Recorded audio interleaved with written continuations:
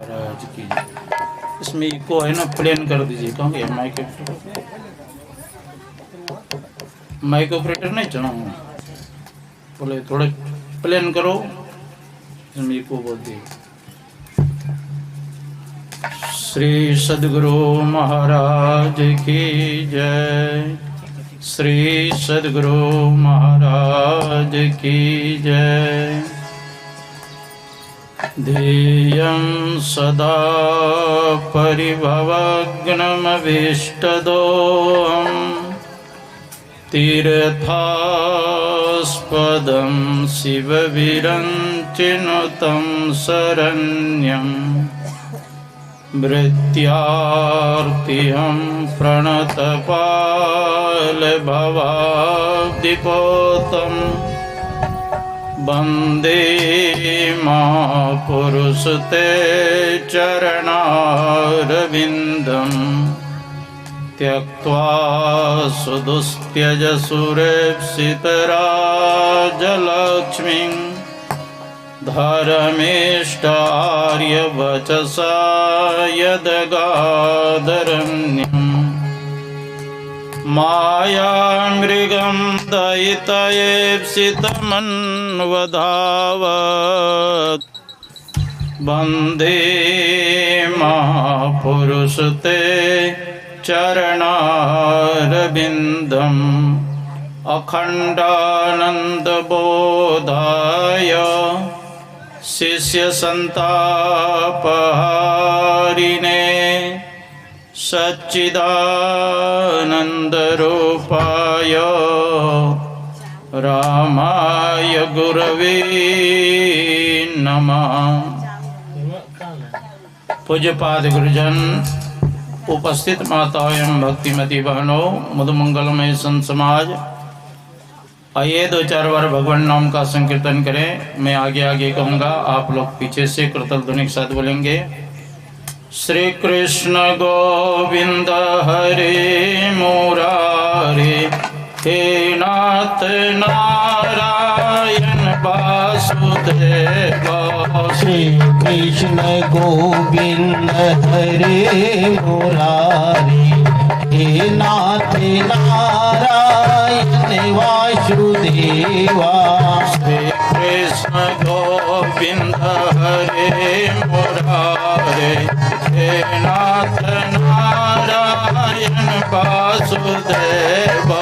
श्री कृष्ण गोविंद हरे मुरारे, हे नाथ नारायण वासुदेवा। श्री कृष्ण गोविंद हरे मुरारे, हे नाथ नारायण वासुदेव।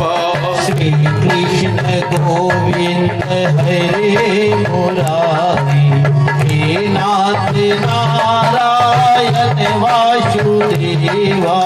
हे नाथ नारायण वासुदेव, हे नाथ नारायण वासुदेव। हे नाथ नारायण वासुदेवा, हे नाथ नारायण वासुदेवा। हे नाथ नारायण वासुदेव, हे नाथ नारायण वासुदेव। हे नाथ नारायण वासुदेवा, हे नाथ नारायण वासुदेवा।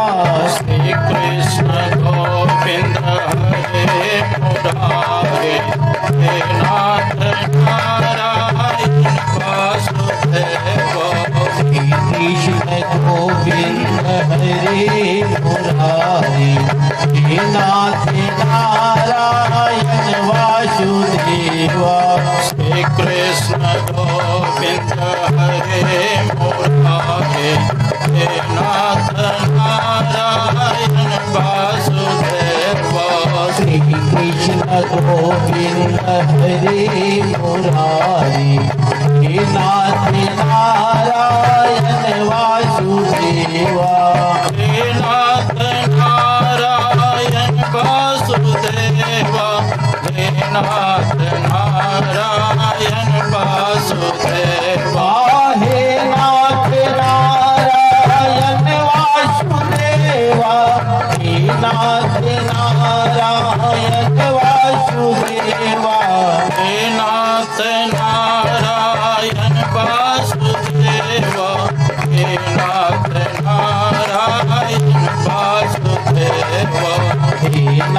नारायण वासुदेवा, हे नाथ नारायण वासुदेवा।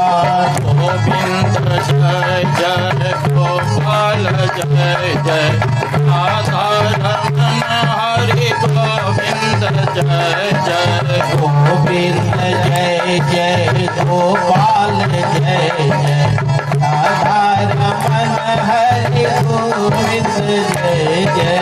गोविंद जय जय गोपाल जय जय राधा रमन हरि गोविंद जय जय जय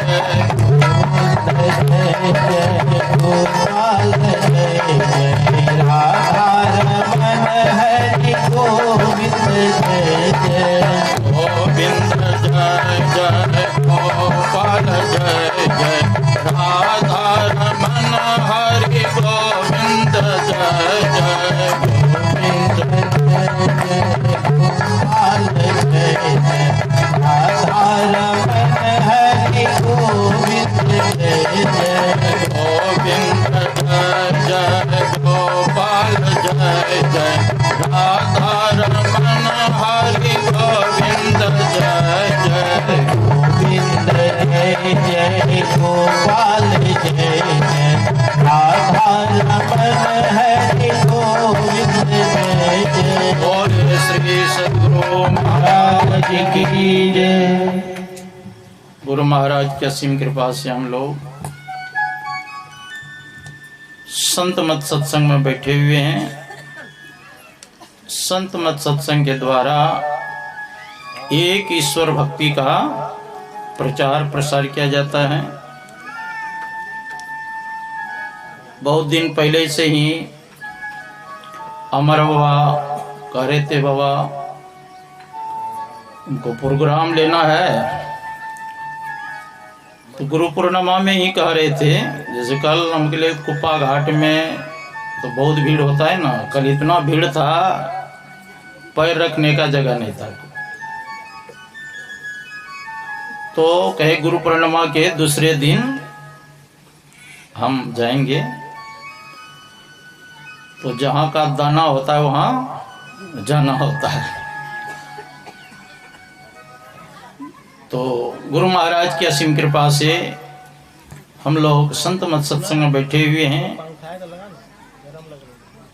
एक तुंगभद्रा नदी के तट पर आत्मदेव नाम करके एक ब्राह्मण रहते थे, और वो आत्मदेव ब्राह्मण बड़े विद्वान थे, वेद शास्त्र के ज्ञाता थे। उसकी पत्नी धुंधली थी, बड़ी सुंदरी थी, और घर के काम धंधा करने में भी निपुण थी। दंपति जीवन बीतते जा रहा था, लेकिन बहुत दिन होने पर भी कोई संतान नहीं हुआ। तब आत्मदेव ब्राह्मण के मन में हुआ कि कुछ दान पुण्य करना चाहिए, दान पुण्य के प्रभाव से कहीं संतान हो जाए। तो अपनी आधी संपत्ति को दान पुण्य में लगा दिया, फिर भी कोई संतान नहीं हुआ, न पुत्र न पुत्री। अंत में आत्मदेव ब्राह्मण घर का त्याग करके जंगल चले गए, और संजोग से एक सन्यासी महात्मा आए, तालाब में जल पी करके उसी वृक्ष के पास बैठ गए। सन्यासी महात्मा को देख करके आत्मदेव ब्राह्मण ने प्रणाम किया और सिसक सिसक करके रोने लग गई बगल में। तो सन्यासी महात्मा ने पूछा, ए ब्राह्मण देवता क्यों रोते हो? किम ब्रिमी ऋषे दुखम पूर्व पापेन संचयम मदिया पूर्वचा स्वयं कोष्ममुपभुंजते।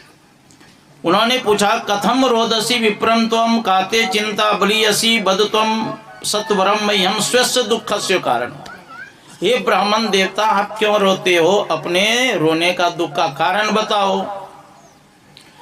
तो आत्मदेव ब्राह्मण ने कहा, महाराज मैं अपने दुख का क्या वर्णन कहूं, मैं इतना अभागा हूं कि कोई संतान हमारे घर में नहीं है, इसलिए मैं दुखित होकर के आत्महत्या करने के लिए आया हूं। और क्या कहूं महाराज, जो मैं फल बाजार से लाता हूं घर में वो भी शीघ्र सड़ जाता है, जिस वृक्ष में फल फूल लगना चाहिए उसमें भी फल फूल नहीं लगता है। जिस गाय को मैं पालता हूं गाय भी बांझ हो जाती है। तो मैं इतना अभागा हूं तो इस शरीर रखकर क्या करूं महाराज। जिस घर में कोई संतान नहीं है, पुत्र नहीं है, उस घर को धिक्कार है। जिस कुल में संतान नहीं है वो कुल को धिक्कार है। जिस घर में संपत्ति बहुत हो लेकिन संतान नहीं हो, उस संपत्ति किसी काम का नहीं है। इसलिए महाराज मैं आत्महत्या करने के लिए आया हूं। सन्यासी महात्मा ने देखो, आत्महत्या करना बहुत बड़ा पाप है। एक काम करो, तुम भी मेरे जैसे सन्यासी बन के भगवान का भजन करो। कहना ना ना ना, ये सन्यासी महात्मा कोई सुख है? जैसे रुई के अंदर कोई रस है क्या, उसी प्रकार सन्यासी में कोई सुख नहीं है महाराज। क्योंकि सन्यासी तो विषय सुख कुछ होता नहीं। लेकिन भजन जो करते हैं, भजन बहुत आनंद आनंद अंदर में आनंद मिलता है। कितना भी समझाए लेकिन समझने के लिए तैयार नहीं। उनको कहा देखो जी, श्रृणु विप्रमयात्यद्यम प्रारब्धंत विलुप्त कम। कहते मैं तुम्हारे प्रारब्ध को देख रहा हूं। एक जन्म कौन कहे, तुम्हारे भाग्य में 7 जन्म तक कोई संतान नहीं है। और रोने लग गए। कहा महाराज एक जन्म का दुख था, आप तो 7 जन्म का दुख दे दिया। अब तो आत्महत्या करना पड़ेगा हमको। महात्मा ने समझाया देखो, संतान के चलते राजा अंग को भी दुख उठाना पड़ा, क्योंकि उसके बेन जैसे पुत्र हुए। पुत्र के चलते घर का त्याग करना पड़ा, सुख नहीं मिला। और संतान के चलते आपने सुना होगा राजा चित्रकेतु थे, जिनको 1 करोड़ पत्नियां थी। कितनी? आपके पंचायत में मिलकर भी 1 करोड़ नहीं होगा। उसको 1 करोड़ रानियां थी चित्रकेतु राजा को। एक दिन उसके घर पर अंगिरा ऋषि आए। देखा राजा चित्रकेतु बहुत दुखित है। तो अंगिरा ऋषि ने उसको एक फल दिया, कहा बड़ी रानी को खिला देना, संतान होगा। लेकिन वह पुत्र जो है तुमको सुख भी देगा और दुख भी होगा। कहा जो होगा कम से कम पहले संतान तो हो जाए। तो बड़ी रानी को खिला दिया। समय पा करके एक पुत्र हुआ। अब जिस रानी ने पुत्र को जन्म दिया था राजा चित्रकेतु, उसी को विशेष मानते थे, सम्मान करते थे। और उधर कितना रानी बच गई? 99,99,999 बच गया ना। अब सभी रानी को डा हुआ कि देखो इस छोकरा का जब से जन्म नहीं हुआ था तब तो राजा सबको प्रेम से मानते थे, सम्मान के साथ। और जब से लड़का का जन्म हो गया किसी के माँ को मानते, हम लोग तो उपेक्षित हो गए।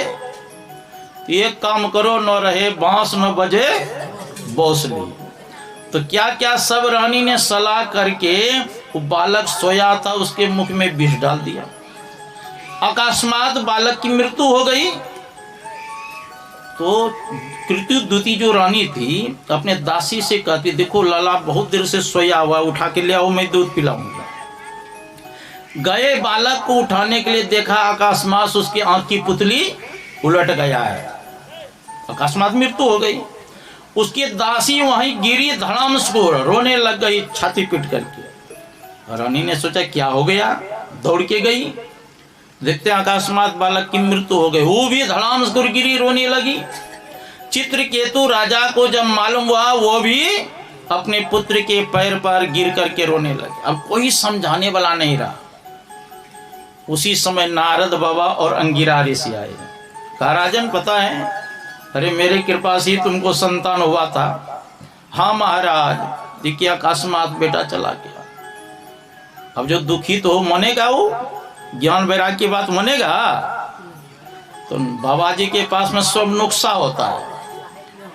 तो नारद मुनि ने क्या किया, वो जीव जो शरीर छोड़ के चला गया था ना, उसको आवाहन करके उस जीव को घुसाया उसके बच्चा के शरीर में। कहा देखो तू कहाँ चला गया? तो देखो तुम्हारी माँ रो रही है, तुम्हारे पिता रो रहे हैं, तुम्हारे सगे संबंधी रो रहे हैं, कहाँ चले गए थे तुम? वो बच्चा कहता है बाबा किस जन्म की यह मेरी माता पिता है, जिस जिस जन्म में गया वहां पर मेरे माँ थे, पिता थे, पत्नी थे, बाल बच्चा थे, फिर वहां शरीर छूटा, दूसरे जगह जन्म लिया, वहां भी माता पिता पुत्र पत्नी सगे संबंधी हो जाते। किस जन्म के? मैं इस जन्म के पूर्व जन्म में महात्मा था, भिक्षा करने के लिए गया। तो जो इस जन्म में मेरी माँ है कृतुदूती, इन्होंने गोठा का भिक्षा दिया था। गोठा समझते हैं ना, कहीं थापी कहते हैं, कहीं कंडा कहते हैं। और उसी गोठा से ला करके मैं भोजन बनाया, उसमें बहुत सी चींटियां थी और मर गई। और वही चींटियां सभी हमारे सौतेली माँ बनी है। 99,99,999। हाँ, मेरी माँ है जिसने गोठा दिया था, और इन्होंने ही विष दिया हमको। और ये तो हमारे बदला लिया, क्योंकि मैंने जलाया था ना, वो भोजन बना रहे थे, उसमें बहुत सी चिटियां जल गई। यह कह करके वो बालक फिर शरीर से निकल करके चला गया। चित्रकेतु राजा को वैराग्य हुआ, अपने बाल बच्चे का श्राद्ध क्रिया करके और तपस्या करने चले गए, उद्धार हुआ। कहा कि उसी प्रकार तुमको भी संतान से सुख मिलने वाला नहीं है। कहा कितना भी महाराज उपदेश दीजिए, जब तक संतान देंगे नहीं, हाँ तब तक मैं नहीं तो आत्महत्या कर लूंगा। तब महात्मा जी कुछ सोच विचार करके तस्याग्रस्मालोक्य फल में एकम स्वदत्तवान इदम भक्ष पत्निया त्वं तथा पुत्रो भविष्यति। तब महात्मा जी ने देखा बहुत आग्रह है ना, उसको फल दिया। कहा अपनी पत्नी को खिला देना, तुमको दिव्य पुत्र होगा, लेकिन पत्नी से कहना कुछ संयम धर्म का पालन करने के लिए। देखो गर्भवती माताएं को क्या करना चाहिए, तो बता रहे हैं सन्यासी महात्मा किसको? आत्मदेव ब्राह्मण को। सत्यम शौचम दया दानम एक भक्तम तो भोजनम वर्षविधि स्त्री कार्यम तेनो पुत्रोति निर्मल। सत्यम पत्नी से कहना सत्य बोलने के लिए, सत्य का लेना, सत्य का देना, सत्य का आचरण करने के लिए। शौचम बाहर भीतर से पवित्र रहना, जैसे लघु शंका जाते हैं जल लेकर के जाना चाहिए, जिस हाथ से पंचू करते हैं उसको 2-3 बार साबुन से या मिट्टी से मटियाना चाहिए। बाहर भीतर से मन वचन कर्म से पवित्र रहने के लिए। सत्यम शौचम दया दानम, और हृदय में दया रखना चाहिए और दान भी करना चाहिए। उस दान का बड़ा महत्व है उस समय।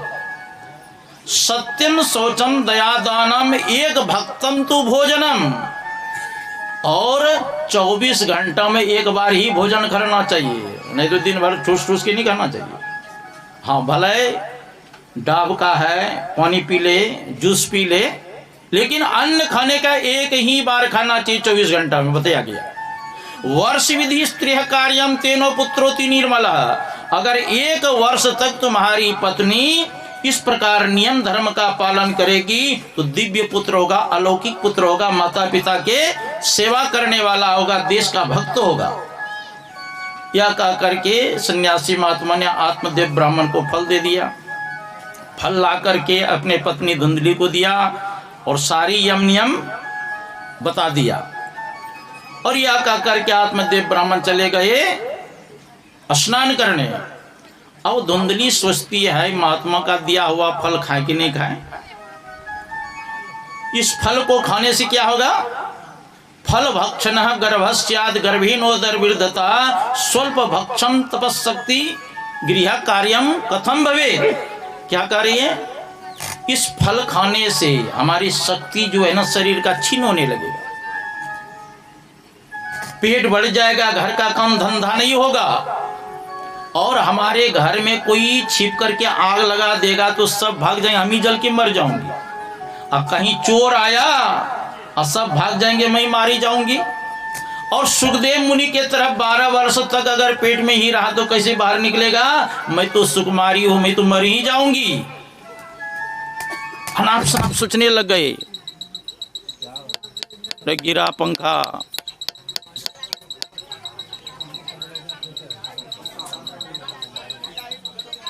अरे कहाँ गया माइक ऑपरेटर? गिरा ना, वो पंखा गिरा उसके ऊपर।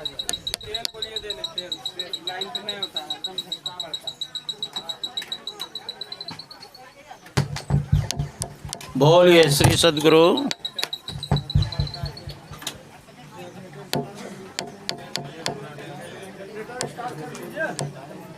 बोलिए श्री सद्गुरु महाराज की जय। तो मैं कह रहा था, क्या कह रहा था मैं? किसी को याद नहीं रहा। वो फल दे दिया धुंधली को। धुंधली क्या क्या सोच रही है? अगर सुखदेव मुनि के तरह अगर 12 वर्ष रह गया पेट में तो बाहर कैसे होगा? और कहीं ननद रानी आ गई घर पर, तो ननद रानी समझते हैं आप लोग? नहीं समझते हैं। अगर ननद आ गई तो घर के सारे संपत्ति लेकर के चंपत हो जाएगी, है ना। भाभी को ननद का बड़ा डर रहता है ना, कि कहीं वो संपत्ति लेकर के न चला जाए। और मैं सुकुमारी कष्ट को कैसे सहूंगी? जन्म देने के समय भी बहुत कष्ट होता है माँ को। इससे तो वह स्त्री अच्छी है जो बांझ है, ऐसा ऐसा वो सोच रही है। अब तब तक में उसकी बहन आ गई घर पर। बहन से अपनी दुखड़ा सुनाती है। बहन क्या करूं, ये महात्मा का दिया हुआ फल खाऊं कि नहीं खाऊं? बहन कहती है ये महात्मा का दिया हुआ ये पता नहीं, इस फल को गाय को खिला दो। और मेरे पेट में बालक है, जब बालक को मैं जन्म दूंगी और अपने पति के द्वारा तुम्हारे पास मैं भिजवा दूंगी, और हमारे पति को कुछ रुपया पैसा दे देना, वो मना नहीं करेंगे। और तू गर्भवती के तरह घर में छिप करके रहो। जैसे जैसे उसकी बहन ने सिखाया वैसे मान गई। और उधर से आत्मदेव ब्राह्मण आए का फल खा लिया तो झूठ बोल गए। क्या कही? मैंने खा लिया। अब देखो पति से झूठ बोलने से क्या दुर्गति होती है। समय आने पर उसकी बहन को पुत्र हुआ। उसकी बहन ने अपने पति के द्वारा भिजवा दिया। किनके पास? धुंधली के पास। अब धुंधली कहती है देखिए पतिदेव हमको संतान तो हुआ है, लेकिन मेरे स्तन में कोई दूध नहीं है। तो गाय के दूध से या बकरी के दूध से या भैंस के दूध से कैसे मैं भरण पोषण इसकी मैं करूंगी? मेरी बहन को पुत्र हुआ था, उसका 3 महीना होके मर गया पुत्र, इसलिए मेरे बहन को बुला लीजिए, वही भरण पोषण करेगी। युक्ति कैसी जानती थी? तो अपने पुत्र की रक्षा के लिए आत्मदेव ब्राह्मण ने अपने साली को अपने घर में बुला लिया। वही भरण पोषण करने लगी, क्योंकि उसी पुत्र तो उसी का था ही। समय पा करके जिस गाय को फल खिलाया था उसको भी एक दिव्य बालक जन्म देती है गाय। शरीर तो मनुष्य का आकार का, लेकिन कान कैसा था? गाय के समान। इसीलिए आत्मदेव ब्राह्मण ने उसका नाम रखा गौकर्ण जी। और धुंधली के वंश से जो हुई थी संतान, धुंधली कहती है कि मेरा पुत्र है, इसका नामकरण मैं स्वयं करूंगी। कहा कर लो। तो धुंधली अपने नाम पर अपने पुत्र का नाम क्या रखती है? धुंधकारी, है ना, जो धुंध मचावे, घर में लड़ाई झगड़ा करे। समय पाकर के दोनों बालक स्नेह स्नेह बढ़ने लगे। और गौकर्ण पढ़ लिख करके प्रकांड विद्वान हुए। जो ब्राह्मण का कर्तव्य है वो सारा गुण था किसके अंदर? ब्राह्मण का क्या कर्तव्य है? कहते हैं समोदमस्तपः शौचम शांतिरार्जवमेव च ज्ञान विज्ञान मास्तिक्यम ब्रह्म कर्म स्वभावजम। भगवान कृष्ण के बता रहे हैं अर्जुन को कि ब्राह्मण का क्या कर्तव्य है। समोदमः, सम कहते हैं मनोनिग्रह को। सम मतलब जब नादान संधान क्रिया करेंगे तब न मन का नियंत्रण होगा। दमः, इंद्रियों का दमन तब होता है जब दृष्टियोग साधन करेंगे, तब आपकी इंद्रियां बस में हो गए। तो कहते हैं सम के साधन दम के साधन करते थे कौन? आत्वे के पुत्र जो थे गोकर्ण जी महाराज। समो दमस तपः, तप करते थे। समो दमस तपः शौचम, बाहर भीतर से पवित्र रख। ज्ञान विज्ञान मास्तिक्यम, वेद शास्त्र के ज्ञानी थे, अनुभव ज्ञान थे। देखो 4 प्रकार के ज्ञान बताया गया है। श्रवण ज्ञान, मनन ज्ञान, निध्यासन ज्ञान, अनुभव ज्ञान। जैसे मैं कह रहा हूं, आप सुन रहे हैं, किसको कहते हैं? श्रवण ज्ञान। महाराज जी ने क्या कहा, इस पर विचार किया, इसको कहते हैं मनन ज्ञान। हाँ, विचार में हो गया दृढ़। हाँ, महाराज जी ठीक ही कहते हैं, मानस जप, मानस ध्यान, दृष्टियोग अनुसंधान करना चाहिए। और भजन भेद लेकर के करना शुरू कर दिए, इसको कहते हैं निध्यासन ज्ञान। और करते करते जब अंतिम ज्ञान होगा, उसी को अनुभव ज्ञान कहते हैं, उसी को आत्मज्ञान कहते हैं, उसी को प्रत्यक्ष ज्ञान कहते हैं, उसी को अपरोक्ष ज्ञान कहते हैं। तो कहते हैं समो दमस्तपः शौचम शांति आर्जमेव च, मतलब शांत रहना, आर्जम न सरल होना, ब्रह्म कर्म स्वभावजम, ये ब्राह्मणों का स्वाभाविक कर्म है। और ब्राह्मण का कर्तव्य क्या बताया? भगवान कृष्ण गीता में कहते हैं विद्या विनय संपन्ने ब्राह्मणे कवि हस्तनी सुनी चैव सोपाके च पंडिता संदर्भ। बीच में बताइए, विद्या विनय से संपन्न ब्राह्मण में, गौ में, हाथी में, चंडाल में, जो सब में ब्रह्म का दर्शन करता हो, उसी को ब्राह्मण कहते हैं ना। ब्रह्म जानाति थी ब्राह्मण, जो ब्रह्म को जानता हो उसको ब्राह्मण कहते हैं। और मुख्य रूप से क्या है ब्राह्मण का कर्तव्य? पढ़ना, पढ़ाना, यज्ञ करना और यज्ञ कराना। बीच में मत आइए, बैठ जाइए। और दान लेना और दान देना, ये ब्राह्मण का कर्तव्य बताया। और क्षत्रिय का क्या कर्तव्य है? शौर्यम, क्या कहते हैं? ब्राह्मण का कर्तव्य है शूरवीरता धारण करना, तेज को धारण करना, युद्ध से कभी पीठ दिखा करके नहीं भागना। ब्राह्मण का दान देना, ये सब ब्राह्मण का कर्तव्य बताया गया। तेजो धृति चापलायनम दानमीश्वर भाव छात्र कर्म स्वभावजम, और स्वामित्व भाव करना, मतलब शासन करना, ये क्षत्रिय का कर्तव्य बताया।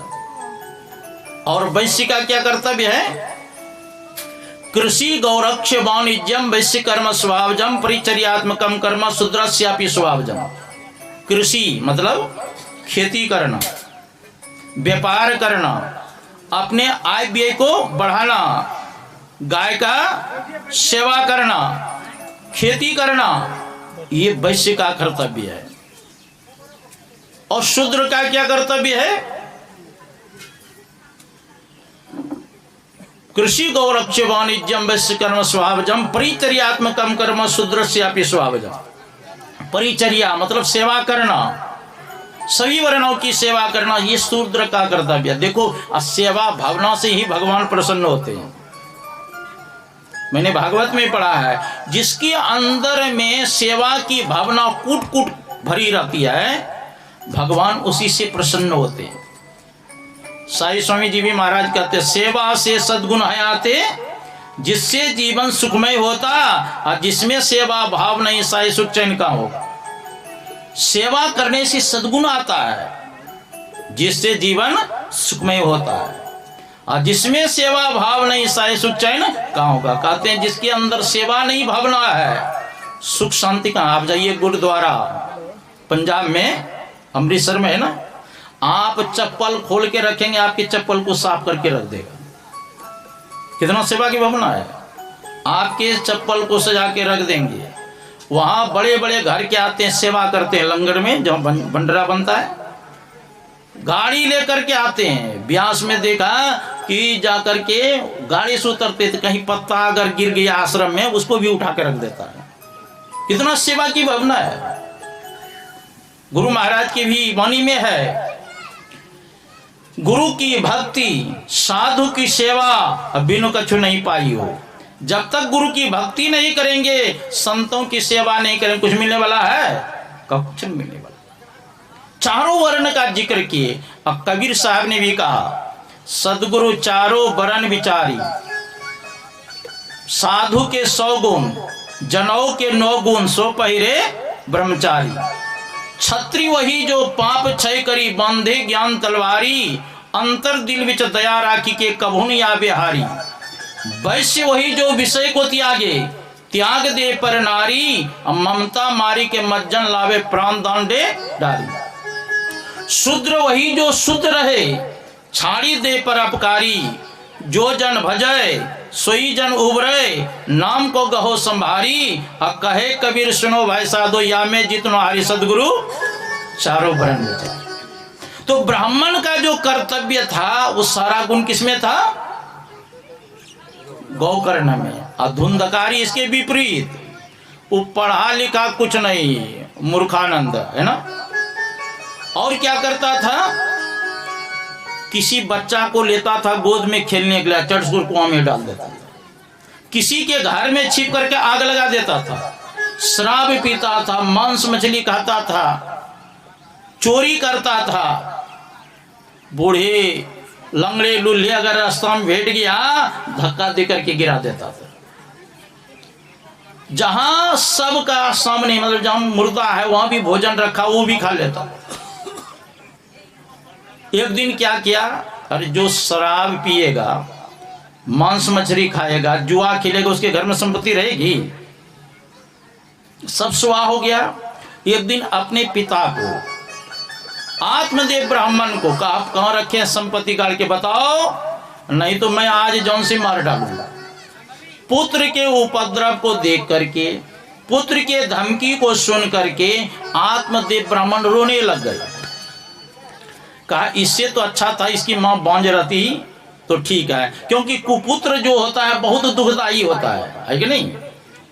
इसीलिए कहा, चंदन तो टुकड़ो भलो, गाड़ी भलो न काट, और सज्जन तो एको भलो, दुर्जन भलो न साठ। अरे थोड़ा सा टुकड़ा चंदन का है और उसको घस के लगाएंगे तो ठंडा रहेगा, मस्त है ना, खुशबू भी देगा। और एक गाड़ी काट हो लकड़ी, वो कुछ देगा, सुगंध देगा। उसी प्रकार एक अगर आपके गांव में सज्जन मिल गया व्यक्ति है तो पूरे श्रीपुर गांव के नाम का रोशन कर देंगे। और एक बदमाश निकला तो पूरे गांव का क्या करेगा? बदनामी करेगा कि नहीं करेगा? कहा ये धुंधकारी के चलते लगता है हमको आत्महत्या करना पड़ेगा।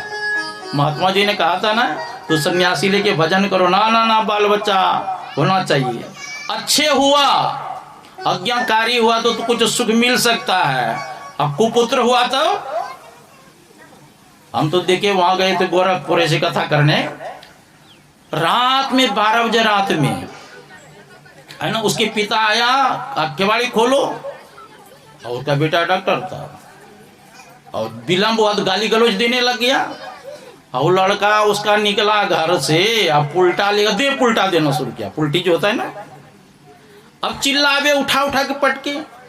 तो दूसरा व्यक्ति कहते हैं अच्छा करता है, जानते हो इनके पिता जो है पहले ही शादी किया था, वो पत्नी थी, फिर एक नेपाली से लड़की से शादी कर लिया। अब बड़ी जो पत्नी थी उसी से कहता था कि भोजन बना के खिलाओ, कहा मैं नहीं बनाऊंगी। का गरम तवा से पत्नी को मारा, कपाड़ फाड़ दिया, है ना। और शराब पीता है। अब देखो शराब पीने से क्या हुआ, फजती बेटा का भी मार खा रहा है, हाँ, गाली गलौज देते, समाज की भी दृष्टि से गिर जाता। अब उसके व्यवहार से, धुंधकारी के व्यवहार से रोने लग गए। उसी समय गौकर्ण तीर्थाटन करके आए। देखो जो अच्छे पुत्र होते हैं ना, वो माता पिता को भी ज्ञान का उपदेश करते हैं। जब रोने लगे तब गौकर्ण पूछते हैं पिताजी क्यों रो रहे हो? कब देखते नहीं कि तुम्हारे भाई जो है शराब पीता है, जुआ खेलता है, सारी संपत्ति समाप्त कर दिया। हमसे कहते कहाँ संपत्ति रखे हो, लाओ, नहीं तो मारने का धमकी दे रहा है। तब गौकर्ण ने उपदेश दिया पिताजी को, देखिए कितना बढ़िया उपदेश दिया है। आसारे खलु संसारे दुख रूपी विमोह कह सुतं कस्य धनं कस्य स्नेहवान जलते निसी। हे पिताजी, ये संसार क्या है? आसारे, ये आसार है, सार वस्तु नहीं है संसार में। आसारे खलु संसारे, इस संसार में कौन वास करते हैं? खलु मना दुष्ट, दुष्ट लोग वास करते हैं। आसारे खलु संसारे, दुख रूपी विमोह का। और इस संसार से जो मोह करते हैं पिताजी, उसको दुख ही दुख उठाना पड़ता है। सुतं कस्य, पुत्र किसका है? धनं कस्य, धन किसका है? स्नेहवान जलते निसी। हे पिताजी, जो स्नेहवान प्राणी है वो रात दिन दीपक के समान जलते रहते। देखो, मनुष्य अगर शरीर से प्राण निकल जाए तो जीवन में एक ही बार ना जलना पड़ता है चिता पर, लेकिन चिंता रूपी चिता पर मनुष्य कितना बार जलते हैं? रात दिन जलते रहते। अगर ये कुंटल आपके शरीर है, रात दिन चिंता करेंगे, 10 दिन में 10 किलो घटेगा कि नहीं? तो कहते पिताजी, इस संसार से मोह माया मत करो। न चंद्र सुखम किंचित न सुखम चक्रवर्तिनः सुखम अस्ति विरक्तस्य मुनिर एकांत जीवन। हे पिताजी, न तो स्वर्ग के राजा इंद्र को सुख है, न तो चक्रवर्ती सम्राट राजा को सुख है। चक्रवर्ती सम्राट युधिष्ठिर जी महाराज थे, सुखी थे क्या? कहते न चंद्र सुखम किंचित न सुखम चक्रवर्तिनः, तो सुखी कौन है? का सुखम अस्ति विरक्तस्य मुनिर एकांत जीवन। जो मुनि एकांत में रह करके भगवान का भजन करते हैं वही सुखी है। बाकी कौन है? शब्द के कबीर साहब के वाणी में है, तन धर सुखिया कोई न देखा, और जो देखा सो दुखिया हो। उदय अस्त की बात कहतु है, सबका क्या विवेका हो। घाट है बाढ़ है सब जग दुखिया, क्या गी रही बैरागी हो। और सुखदेव आचार्य दुख के डर से गर्भ से माया त्यागी। जोगी दुखिया जंगम दुखिया, तपसी को दुख धुना हो। आशा तृष्णा सबको व्यापे, कोई महल ना सुनाओ। साच कहो तो कोई न माने, और झूठ नहीं कहा जाई हो। अब ब्रह्मा विष्णु महेश्वर दुखिया, जिन्हें ये राह चलाए। जो सृष्टि करता ब्रह्मा जी है, क्या वो भी दुखी है। भगवान विष्णु पालन करता है, वो भी दुखी है। और भगवान शंकर संहार करता, वो भी दुखी है। अवधू दुखिया भूपति दुखिया, रंग दुखी विपरीति हो। अब कहे कबीर सकल जग दुखिया, संत सुखी मन जीती हो। कौन सुखी है? जो मन पर विजय प्राप्त कर लिया, जो भगवान का भजन एकांत में करते हैं वही सुखिया, नहीं तो वरना सबके सब दुखिया। आइए हम लोग एक भजन सुने, फिर हम प्रवचन करेंगे। बोलिए श्री सद्गुरु महाराज की जय।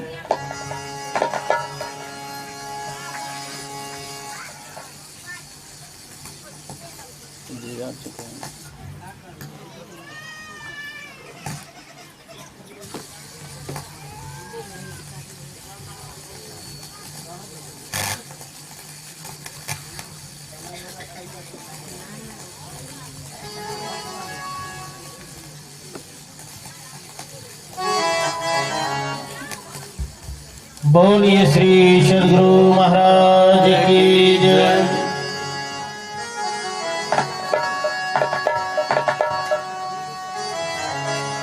मोहि दे दो भगति दान, सतगुरु हो दाता जी। मोहि दे दो भगति दान, सतगुरु हो दाता जी। सतगुरु हो दाता जी, सतगुरु हो दाता जी। सतगुरु हो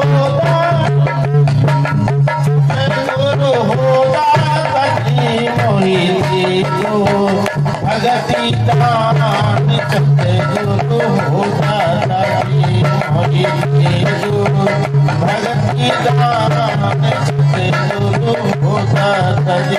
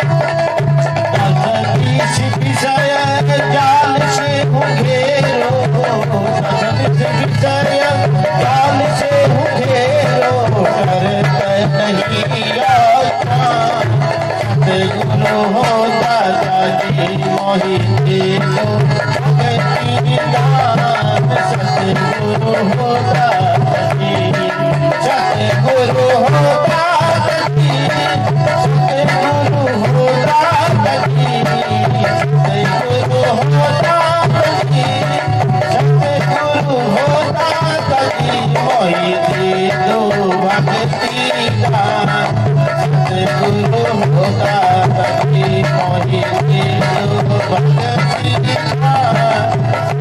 गुरु होता सखी आलय अभिता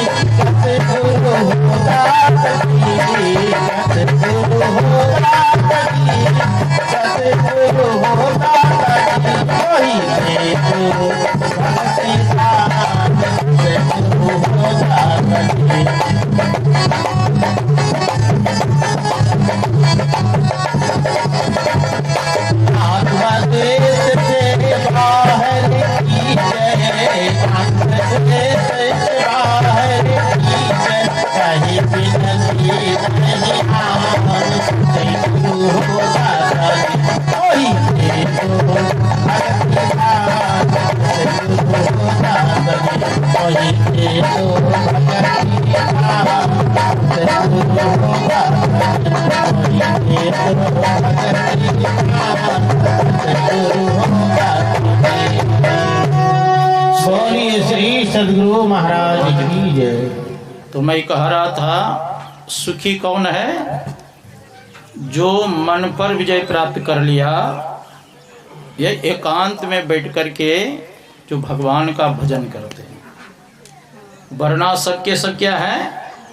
दुखी है।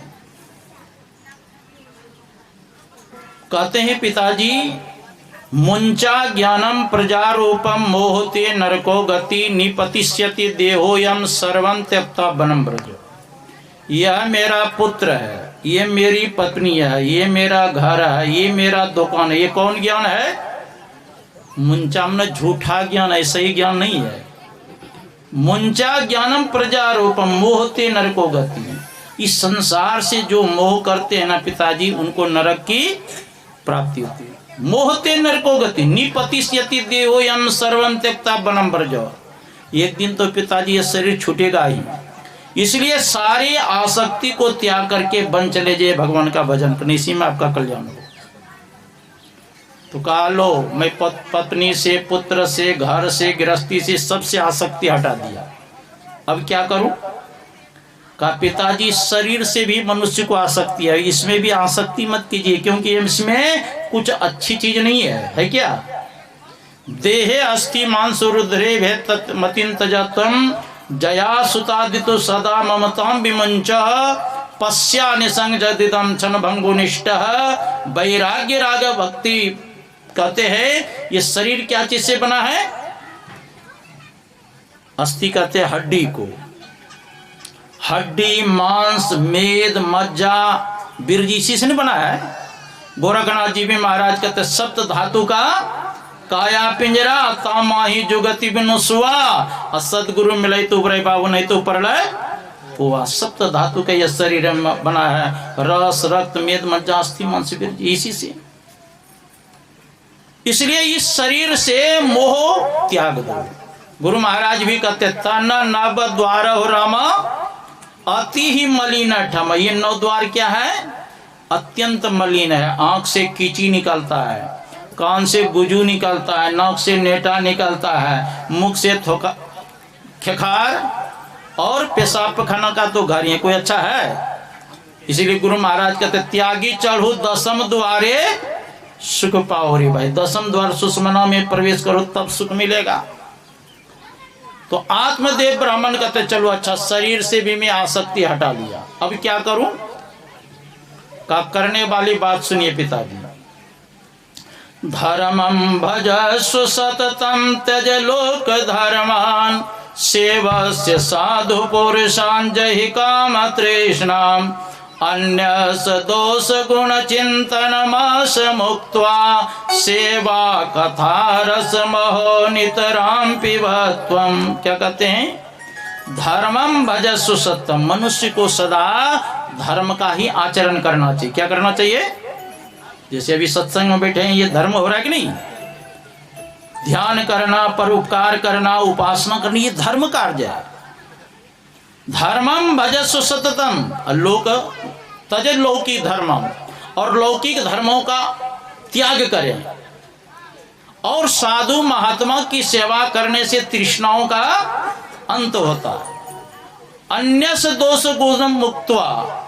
दूसरे का न दोष देखना चाहिए न गुण। तब क्या देखना चाहिए? का दोष देखना हो तो मनुष्य को अपना दोष देखना चाहिए, और गुण देखना हो तो अपने इष्ट में, गुरु महाराज में गुण देखना चाहिए, है कि नहीं? अन्यस दोष गुण चिंतन मास मुक्त्वा सेवा कथा रस महो नितराम पिबत्वम। सदा संत महात्मा की सेवा करें और भगवान नाम का स्मरण करें, इसी में कल्याण हो। पुत्र के उपदेश को सुन करके आत्मदेव ब्राह्मण जंगल चले गए और भगवान का भजन करते करते आत्म कल्याण कर लिए। बोलिए श्री सदगुरु महाराज की जय। अब घर में कौन बच गया? धुंधली, धुंधकारी और गोकर्ण। एक दिन रात्रि में धुंधकारी ने अपनी माँ की बहुत पिटाई किया, धुंधली की। कहाँ संपत्ति गाड़ के रखे बताओ, नहीं तो मैं जान से ही मार डालूंगा।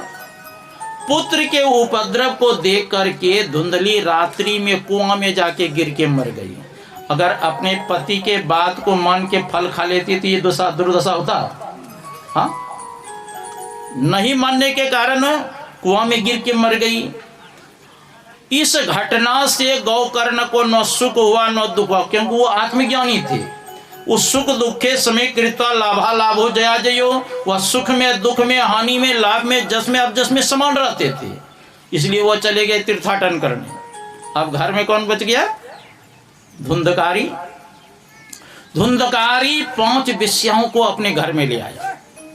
अब घर में तो संपत्ति थी नहीं, तो एक दिन राजा के घर में डाका डाला। सोना चांदी हीरा जवाहरात वस्त्र लाया बहुत। अब 5 वेश्या सोचती है ये रात दिन चोरी करता है, राजा पकड़ेंगे तो प्राणदंड देंगे इसको, और इनके संगति में रहने के कारण हम लोगों को भी प्राणदंड देंगे, फांसी देंगे। तो एक दिन ये धुंधकारी मरेगा ही, तो गुप्त रूप में हम ही लोग क्यों नहीं मार डाले इसको। ऐसा सोच करके रात में धुंधकारी सोया था, हम मोटे मोटे रस्सी से उसके शरीर को बांध दिए। गांव घर में देखते हैं पहले रहता था समाट उखल, देह समाट देना शुरू किया उसको। अब पापी जो व्यक्ति है तो जल्दी नहीं मरता, भले हड्डी टूट जाए उसका, है ना, खाली चिल्लाता था। अब वेश्या के मन में हुई कि ये तो बदमाश पहले से है, अगर जीवित रहेगा तो हम लोगों को 5 छोड़ेगा ही। तो क्या करती है, भोजन जो लकड़ी चूल्हा से बना रहे थे लकड़ी से, एक डब्बू आग ला करके धुंधकारी के मुंह में घिसोड़ दिया, है ना। बेचारा आग के लपट से तड़प तड़प करके मर गया, और अपने पाप कारण से क्या बन गया? वो प्रेत बन गया। अब प्रेत में कितना कष्ट होता है जानते हैं?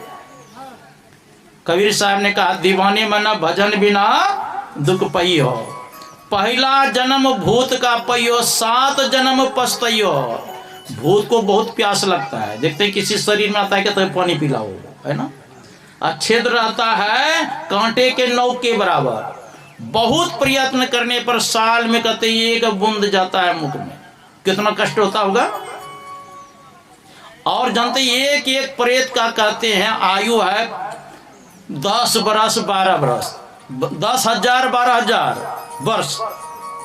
मान लिया 10,000 और 7 बार अगर प्रेत जोनी में गए तो 10 साते 70,000 जाना पड़ेगा।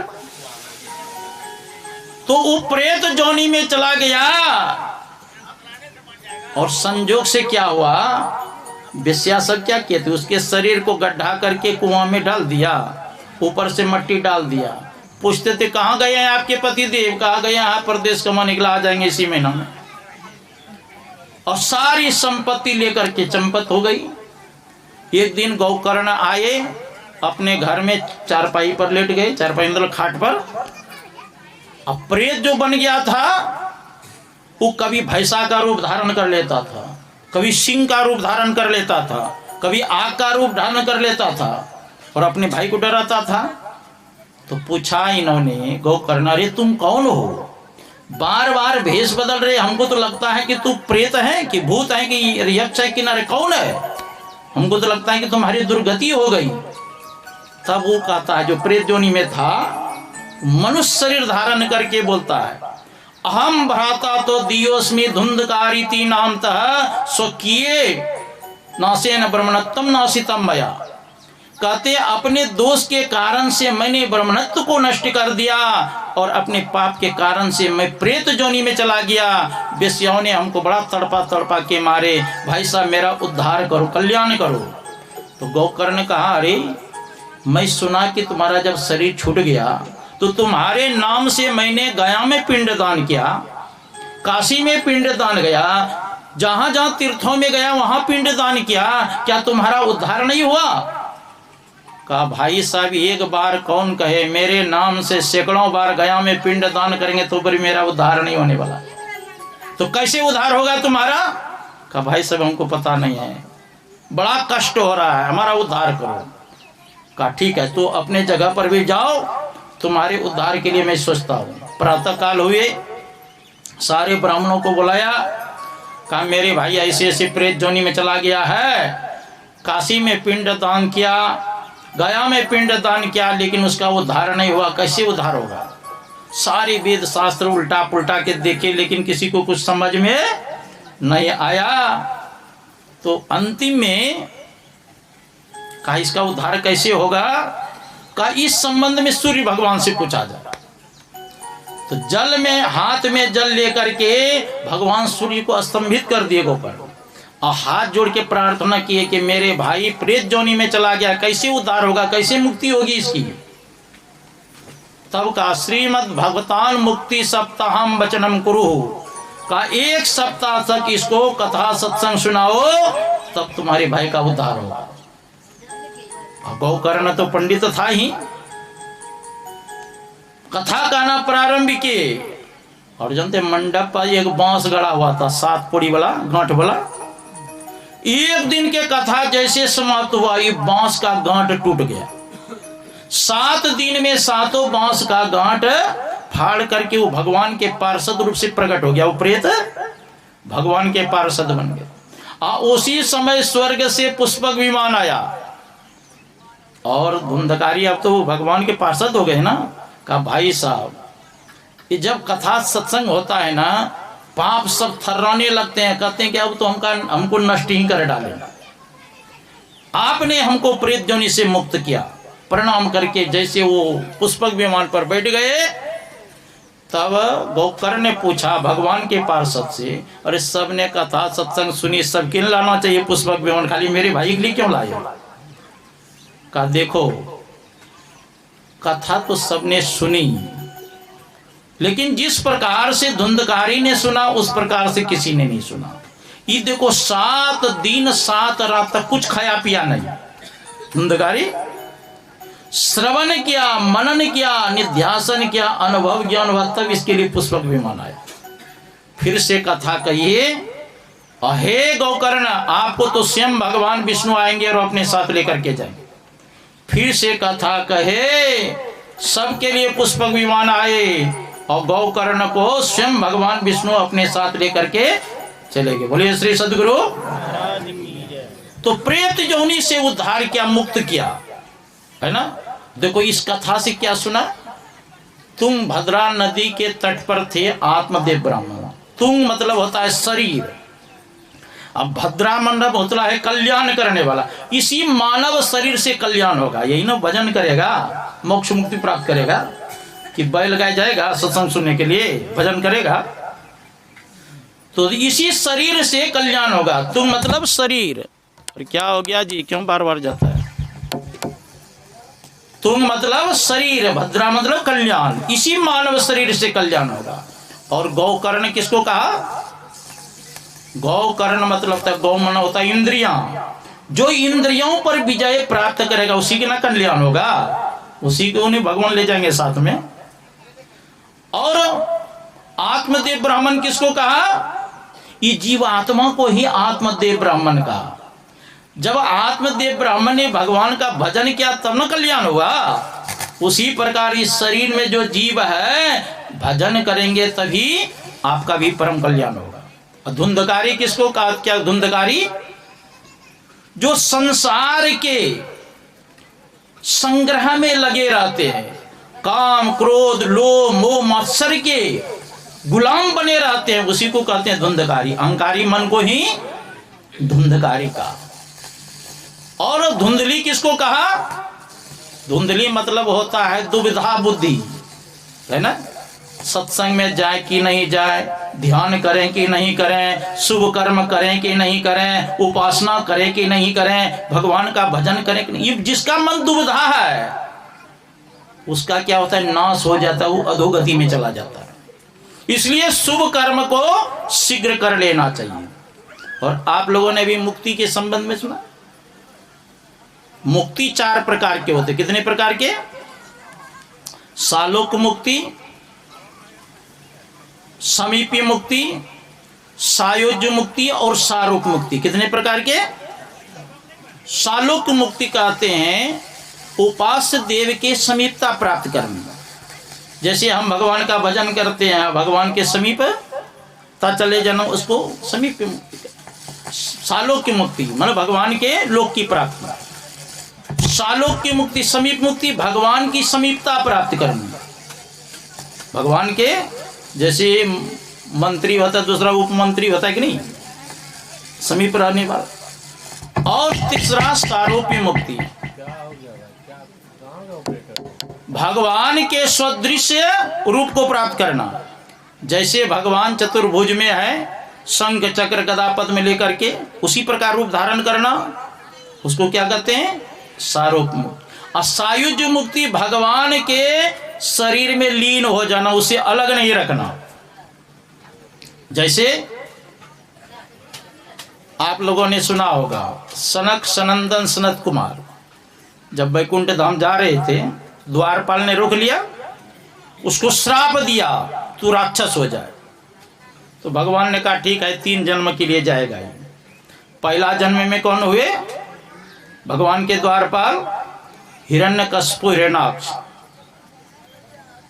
हिरण्याक्ष का वध किए बराह भगवान ने, उसका शरीर से जो तेज निकला भगवान विष्णु के बराह के भगवान के शरीर में समा गए। हिरण्यकश्यप का वध किए थे कौन, नरसिंह भगवान ने, उनका भी तेज शरीर से निकला, नरसिंह भगवान के शरीर में समा गए।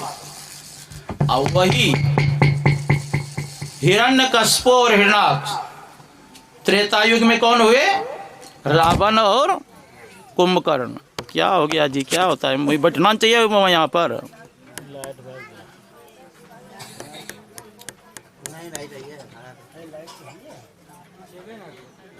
उसका वोल्टेज अप डाउन तो वहाँ उसको घुमाने वाला चाहिए ना, उसमें है ना। कहीं बैठ के रहो ना, कहीं बैठे। अरे जब तक प्रवचन होता है बैठो, कहीं भी जब तक चलेगा, वो बंद हो गया समय।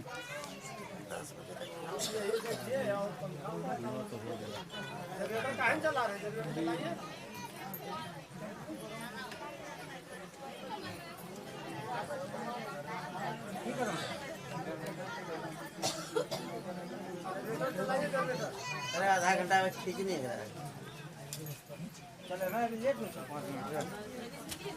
अरे थोड़ा देर करो। तो मैं कह रहा था,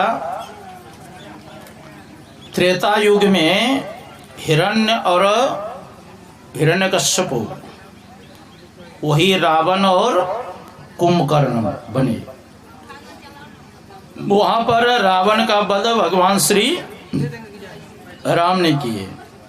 वहां पर भी वर्णन आया है, उसका जो शरीर का तेज निकला भगवान श्री राम में समा गया। कुंभकर्ण का भी वेद वध किया भगवान श्री राम, उसका भी शरीर का तेज निकला और भगवान के शरीर में समा गया। अब द्वापर युग में वही रावण कुंभकर्ण कौन बने, शिशुपाल और दंतवक्त्र। वहां पर भगवान कृष्ण ने शिशुपाल का और दंतवक्त्र का वध किया था, उसका भी तेज भगवान कृष्ण में समा गया। वहां पर युधिष्ठिर जी महाराज ने कहा, शिशुपाल को जब से होश हुआ, जल पी पी करके भगवान कृष्ण को गाली देता था। हमको ये आश्चर्य लगता है, उसके मुख में कीड़ा नहीं पड़ा, जीव गल करके नहीं गिरा, और उनका शरीर का तेज भगवान कृष्ण में कैसे समा गए।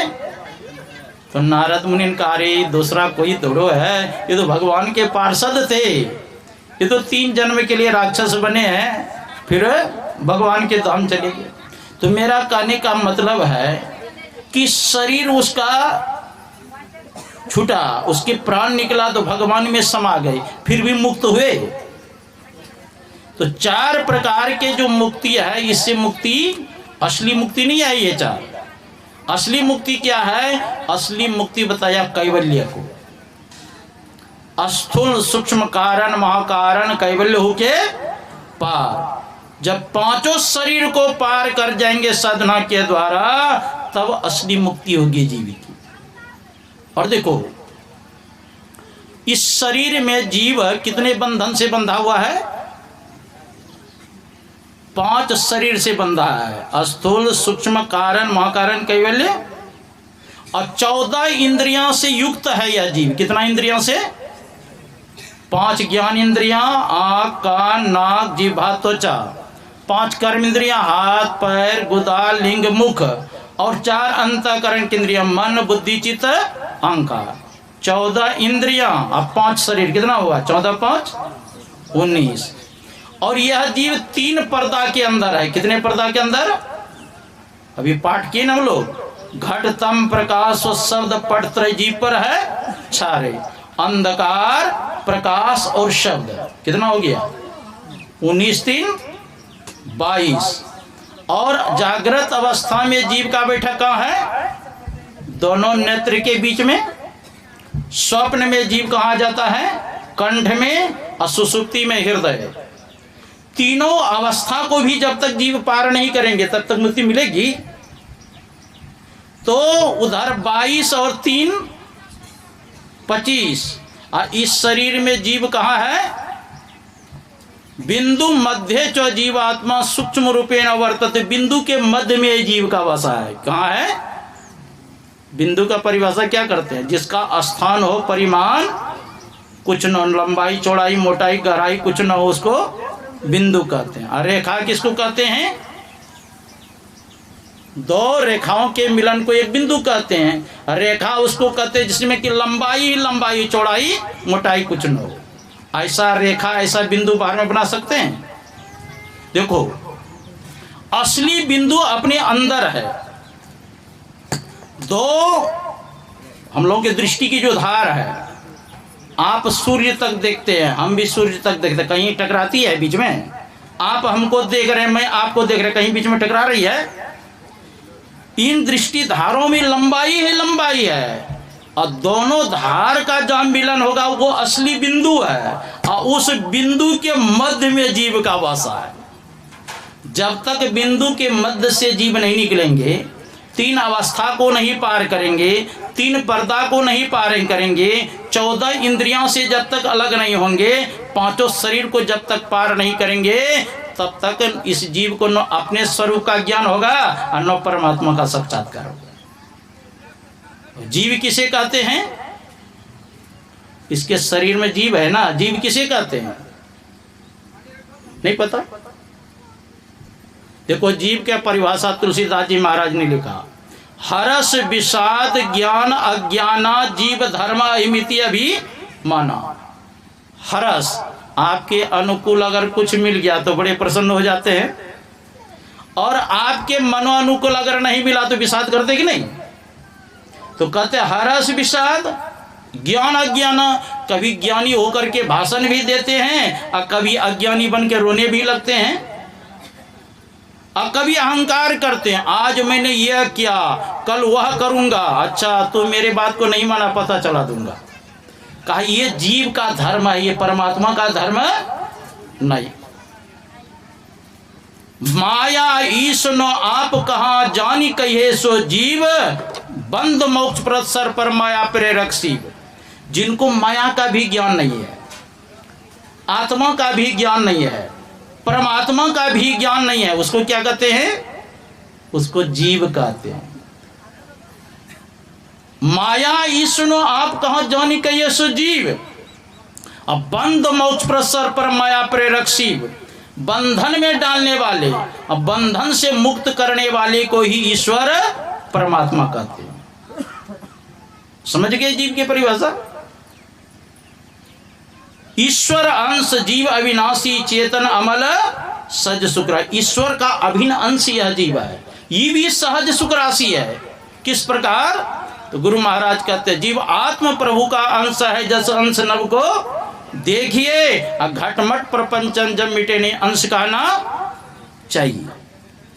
कैसे? जैसे ये पर्दा बन गया, इसको क्या कहते हैं? पटाकाश। और घर के अंदर जो आकाश है उसको मठाकाश, और घड़ा के अंदर जो आकाश है उसको क्या कहते हैं? घटाकाश। घट मठ पट हटा देंगे तब क्या होगा? वही मदाकाश होगा। का उसी प्रकार यह जीव के ऊपर जब पर्दा है, इसीलिए इसका नाम पड़ गया जीव। घटतम प्रकाश शब्द 3 पर्दा है कि नहीं जीव के ऊपर? और 3 पर्दा को अगर हटा देंगे, कैसे हटेगा? गुरु महाराज कहते कर दृष्टि और ध्वनि योग साधन ये हटाना चाहिए, इनके हटे माया हटेगी, प्रभु संग एकता।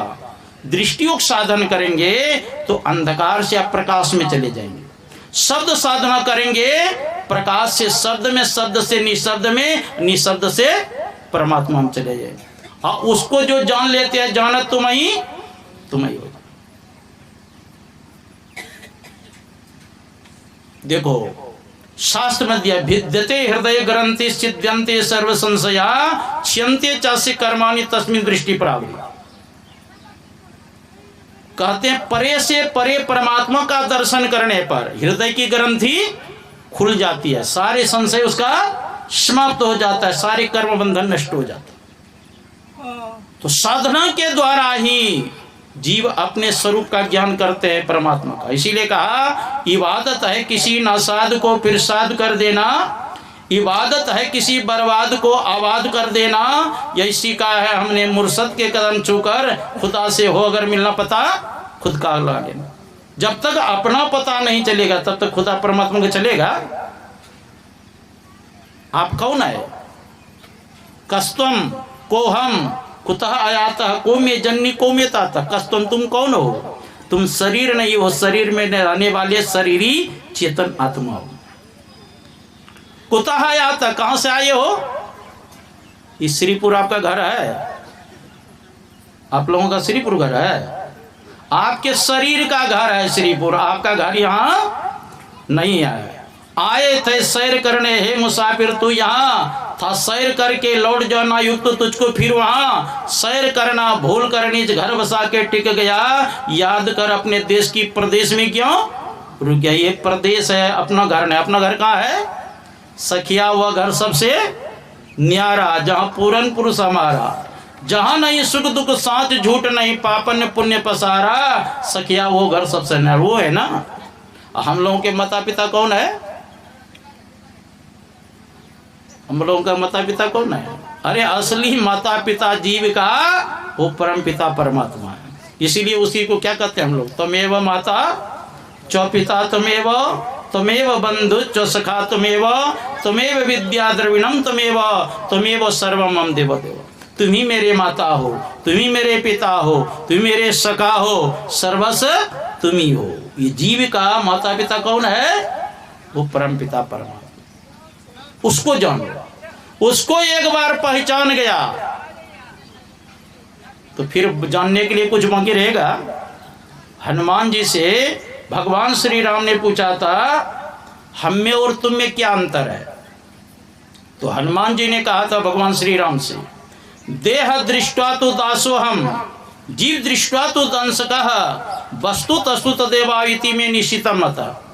शरीर के दृष्टि से आप हमारे स्वामी हैं, मैं आपका दास हूं। जीव के दृष्टि से आप अंशीय हैं और मैं आपका अंश हूं। और तत्व रूप में जो आप हैं सो मैं हूं, जो मैं हूं सो आप हैं, मेरे आप में कोई अंतर नहीं।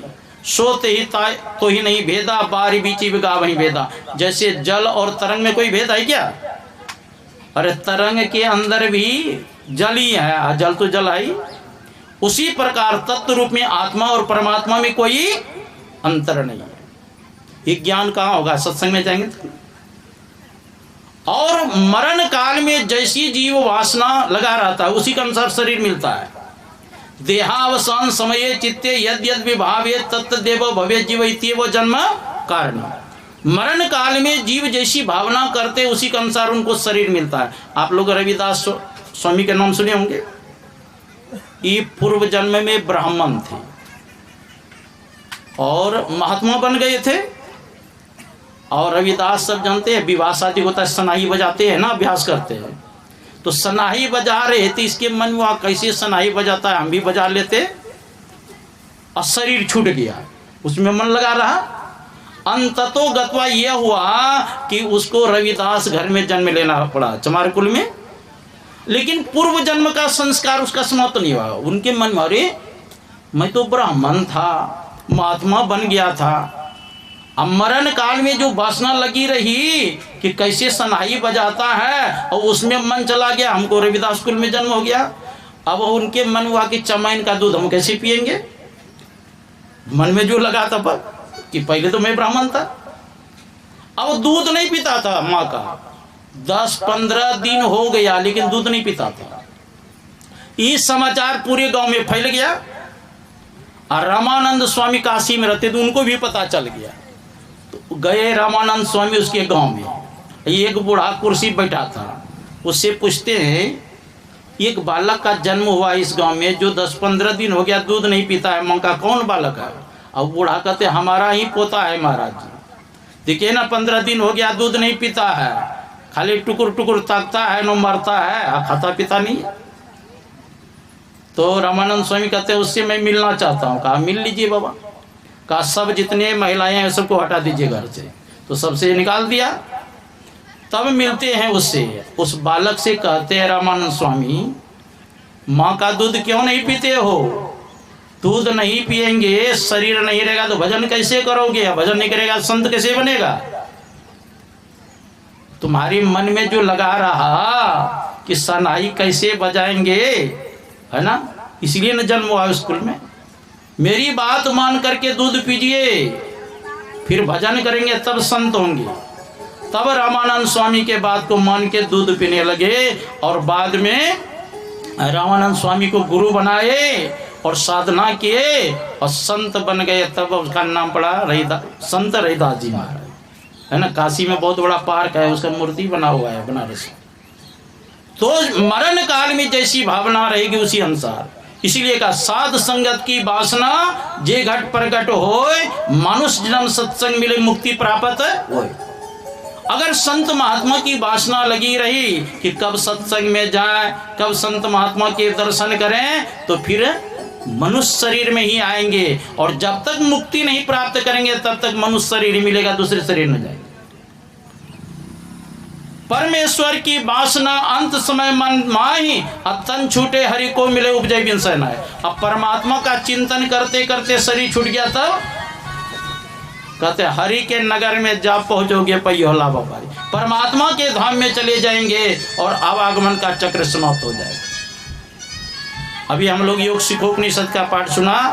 योग हीनम कथम ज्ञानम मोक्षदम भवति भो, योगोपि ज्ञान ही नस्तु नच्छमो मोक्ष कर्मणि तस्माद ज्ञानम च। कहते हैं क्या? योग हीनम कथम ज्ञानम, योग से रहित रह करके या ज्ञान से रहित होकर के, मतलब जब तक योग नहीं करेंगे, योग का मतलब क्या होता है? मिलना। अज्ञान का मतलब जानना। जब तक हम जानेंगे नहीं तो योग कैसे करेंगे? और योग नहीं करेंगे तो ज्ञान कैसे प्राप्त होगा? तो कहते ज्ञान के बिना योग अधूरा है, अयोग के बिना ज्ञान अधूरा है। लेकिन दोनों को साथ साथ करना चाहिए। जैसे हलवा हम लोग खाए, हलवा में अगर 3 चीज मिलाया जाता है ना, बराबर बराबर मतलब, तब 1 नंबर के हलवा बनता है। 1 किलो घी में 1 किलो सूजी दे और उतने चीनी दे, तब 1 नंबर के हलवा। लेकिन गांव घर में क्या करता है, 50 ग्राम घी देंगे और 1 किलो सूजी देंगे, 2 किलो चीनी डाल देंगे। वो असली हलवा नहीं होता। असली हलवा खाना हो अमृतसर चले जाइए, गुरुद्वारा में बटा जाता है। तो हलवा बनाने के लिए तीनों की मात्रा चाहिए बराबर। उसी प्रकार ईश्वर भक्ति करने के लिए योग भी, ज्ञान भी और साथ साथ भक्ति करेंगे तब सफलता प्राप्त। और पिंड पाते न या मुक्ति सा मुक्ति न तो मन्यते देहे ब्रह्मत्वमयाते जलानम संतम। शरीर छूटने के बाद जो कहते हैं मुक्ति मिलती है, वह असली मुक्ति नहीं है। असली मुक्ति क्या है? जीते जिंदगी ब्रह्म को प्राप्त करने। तो जीते जिंदगी ब्रह्म को प्राप्त करने के लिए संतों से युक्ति जान करके एक नाम का जप करें, एक रूप का ध्यान करें, दृष्टि अनुसंधान करें, तो परम कल्याण होगा। इस समय के सत्संग में इतना ही कहा गया। बोलिए श्री सद्गुरु महाराज की जय। फिर अपराह्न कालीन हम लोग सुनेंगे और एक भजन सुन करके हम लोग आरती का